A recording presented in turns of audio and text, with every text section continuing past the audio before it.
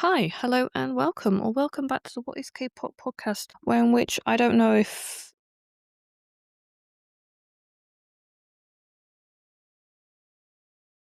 talking, it's getting louder, getting louder. Okay, sorry about that.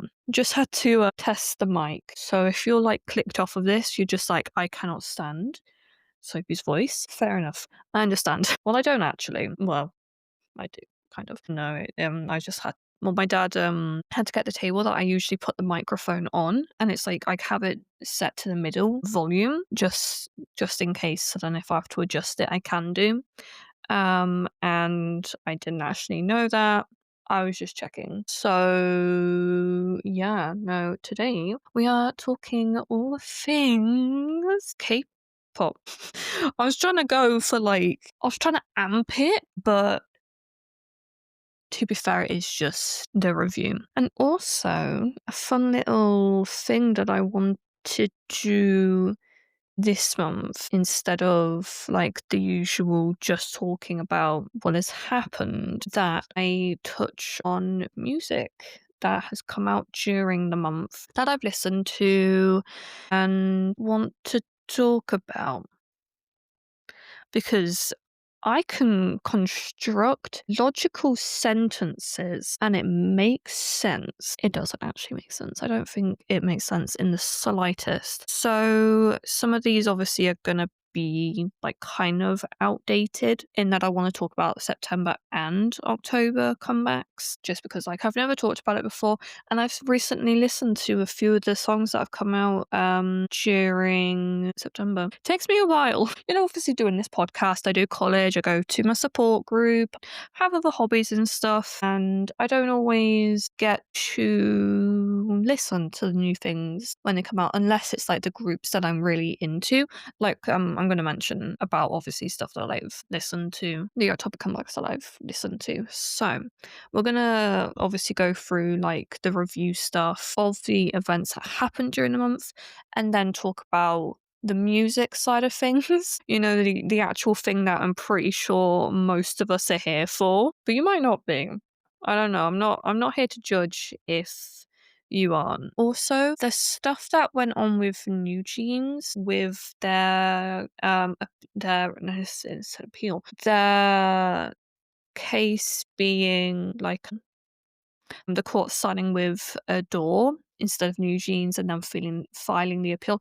I've not actually put stuff down for that. Mainly, if I'm going to be completely honest with you, I just don't care anymore about talking about New Jeans in like a capacity that's more than just telling you what's happened. I don't want to give my opinion. I don't care to even give it enough brain space, I'm just mentioning it here. I literally just don't care. And I think that's a sentiment that a lot of people are now feeling. Like, I have gotten drama fatigue, and I did not think I would ever say that, considering what I do for fun. You know?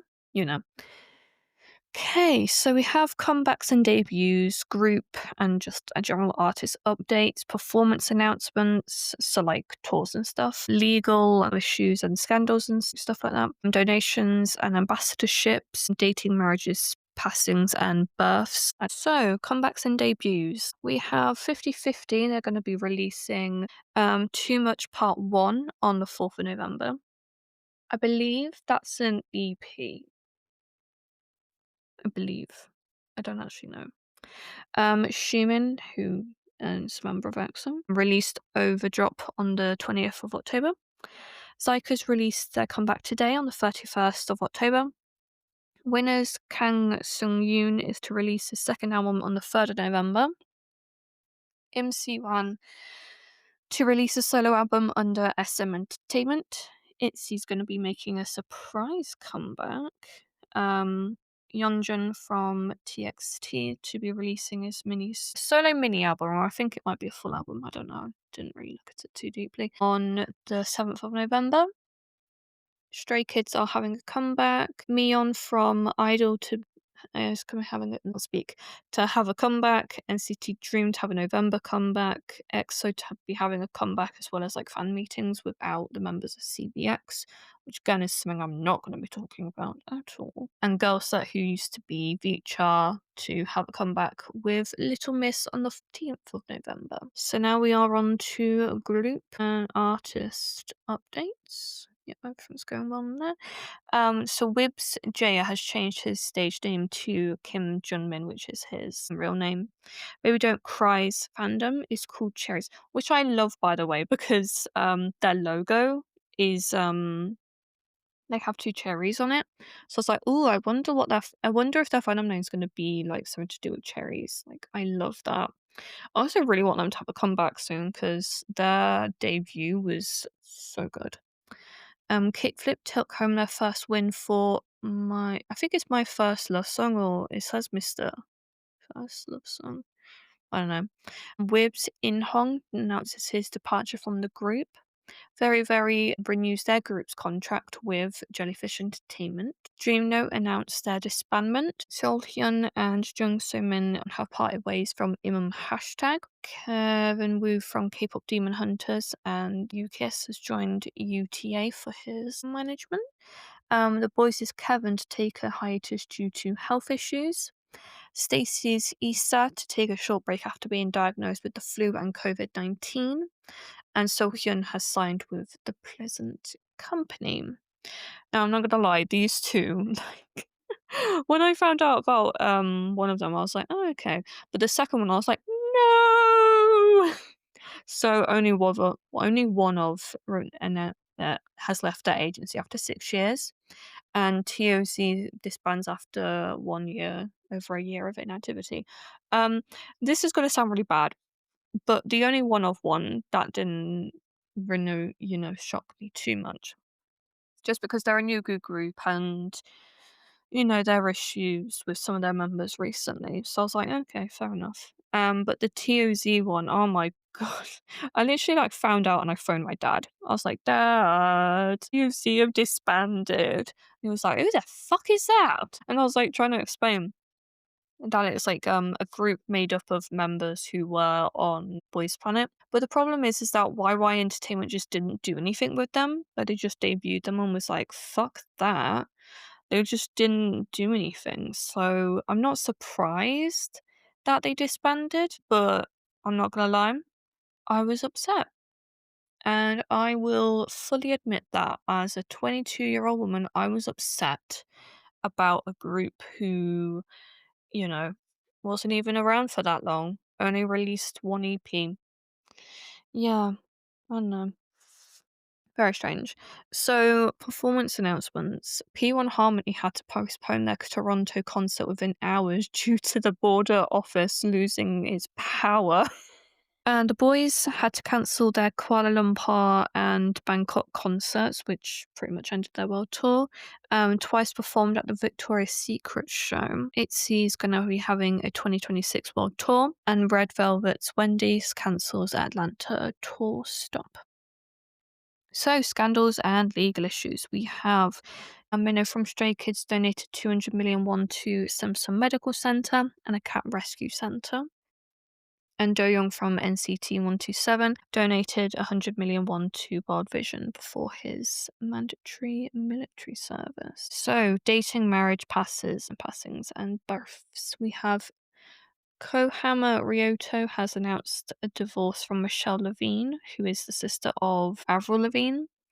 Kim Ok-fin will be getting married on the 16th of November. Jung Hae-sup has unfortunately passed away at 41 after battling leukemia for the past 10 years. The Black Labels Kush and Vivian got married on the 11th of October. Jang Hae-young has passed away at 45 after battling cancer. Kim Yoo-hae got married on the 25th.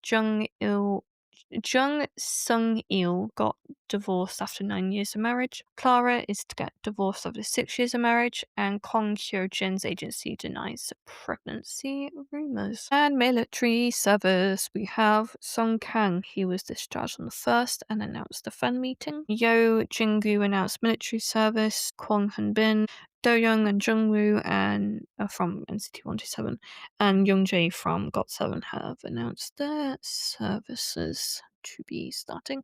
I know that Taeyong, he's meant to be finishing his soon, so that'll be nice.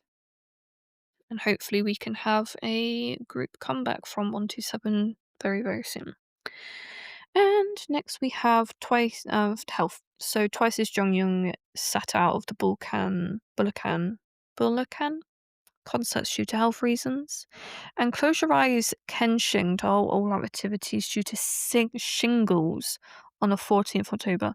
If you don't know what shingles is, it's basically when when you're a child you get something called chickenpox, right?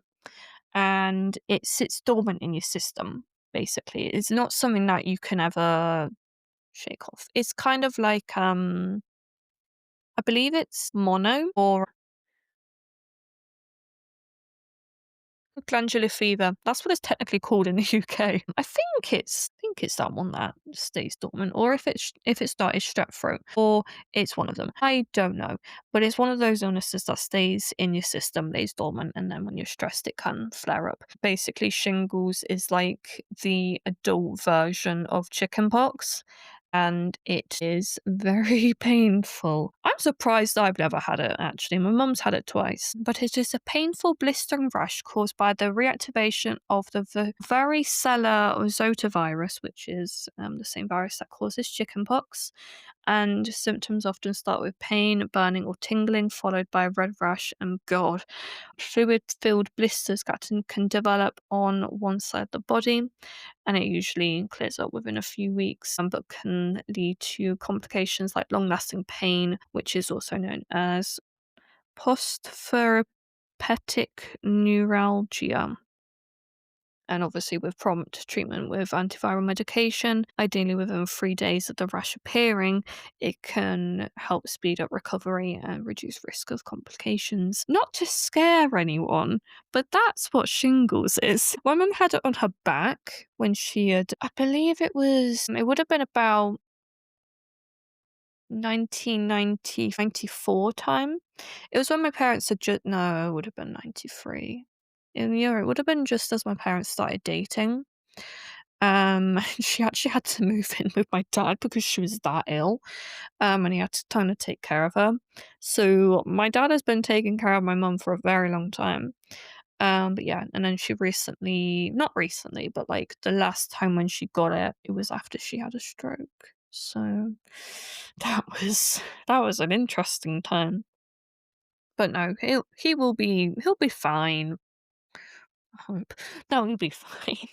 It sounds hard and like a scary thing, and I guess in some aspects it is. But with medical intervention, recovery is very likely. Struck the fear of God into everyone who's listening. God. Stacey's Sion is to sit out the concert, and Eyelet Smoker to sit out the Sector K due to exhaustion. And last but no means least, we have anything else. So Ban Shi-hyuk is actually barred from leaving Korea at the moment due to his current legal issues. Both IVE and Woods announces Lightsticks. The show is going to be ending in November. RM made a speech at the APEC CEO Summit. Jang Dong-ju went missing and his agency couldn't find him for a few hours, but he is safe and sound now. And J-Hope from BTS's sister is going to be closing her going to be closing her clothing store. That was difficult for me to say.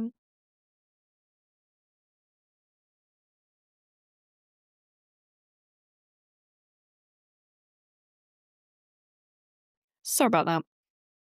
And thank you as always for listening, and I'll talk to you guys again very, very soon. Bye.